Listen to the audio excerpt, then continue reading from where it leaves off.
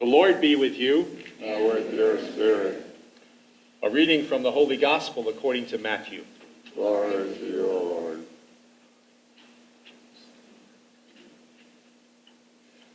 In the time of King Herod, after Jesus was born in Bethlehem of Judea, wise men from the east came to Jerusalem asking, "Where is the child who has been born King of the Jews? We observed his star at its rising. We have come to pay him homage." Now when King Herod heard this, he was frightened, and all Jerusalem with him. And calling together all the chief priests and scribes of the people, he inquired of them where the Messiah was to be born. They told him, "In Bethlehem of Judea. For so it has been written by the prophet, 'And you, Bethlehem, in the land of Judah, are by no means least among the rulers of Judah. For from you shall come a ruler who is to shepherd my people Israel.' Then Herod secretly called for the wise men and learned from them the exact time when the star had appeared. Then he sent them to Bethlehem, saying, 'Go and search diligently for the child, and when you found him, bring me word, so that I may also go and pay him homage.' When they had heard the king, they set out, and there, ahead of them, went the star that they had seen at its rising, until it stopped over the place where the child was. When they saw that the star had stopped, they were overwhelmed with joy. On entering the house, they saw the child with Mary, his mother, and they knelt down, and they paid him homage. Then, opening their treasure chests, they offered him gifts of gold and frankincense and myrrh. Now, having been warned in a dream not to return to Herod, the wise men left for their own country on another road. The Gospel of the Lord. Praise to you, O Lord Jesus Christ. If someone were to come up to you and say to you, you have a mission in life, say to yourself, what? You have a personal mission in life. And so often when we hear that, we say to ourselves, well, I don't know about that. I know, as was brought out today in the second reading, Paul had a mission in life. And that was to reach out to the Gentiles, because he became known as the apostle to the Gentiles. His Holiness, Pope Francis tells us, we are missionary disciples. Every one of us is a missionary disciple. And as soon as you hear that, you say to yourself, whoa, wait a minute. Does that mean I have to go abroad? Because that's our immediate response whenever we hear the fact of missionary. We think about, individuals that go way abroad and preach the good news there or show their activity there, whatever that might be. But that's not what Francis was trying to get across to us. We know that the Magi had a mission, and the mission was to go and find the Christ child, because Herod wanted to kill the Christ child.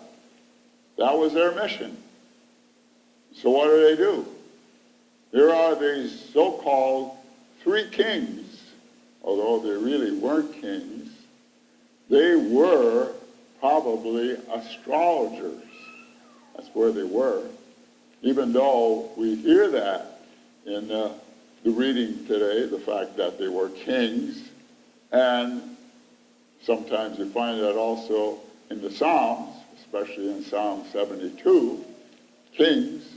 We even have a song, don't we, in the our gather book, we three kings from Orient high, right? We're singing it at communion. Yes, all right. But they weren't really kings, although we say, yes, it'd be better if they were kings. No. They were probably astrologers, and we usually assign, what, 3 to them. But St. Augustine said there were 12. So take your pick. The reason why we say 3 is because of the gifts that were presented. Even though you heard in the first reading, there were only 2. And the 2 that you heard in the first reading were, of course, frankincense and gold. The gold was to symbolize possessions. The frankincense was the gift of worship. And the third one is the myrrh. The myrrh was to symbolize the anointing.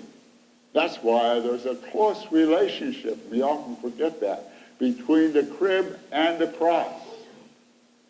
Because we know that when Jesus was taken down from the cross, he was anointed.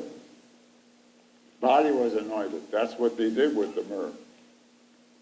So here are these individuals who come there and they see Jesus, and of course they are also given names. One was, of course, Balthazar, who was to represent the Asians. Caspar was to represent the Europeans. And Melchior was to represent the Africans. So there you have it, all represented. And that's, of course, the whole message here, that Jesus came to save all people, not just a few. In other words, there was no one that was not included. You recall Carl Sandburg was one day asked, what's the ugliest word in the English language? The ugliest word. There was a long pause. And he said, the ugliest word in the English language is exclusion. And that's so true. Whom do we exclude from our lives? That's the basic question, because that's our mission. The mission to be able to reach out to the poor, to the hungry, to the lonely, to the homeless, to people of a different sex orientation. That's our mission, to be able to do that. This was powerfully done, I think, at St. Benedict de Moor place over the last few days, because, as you know, the weather was very frigid. So what they did is they invited these individuals, these homeless people, into St. Benedict's place where they offered the meals. They were able to stay there overnight. Powerful example. Reaching out to them.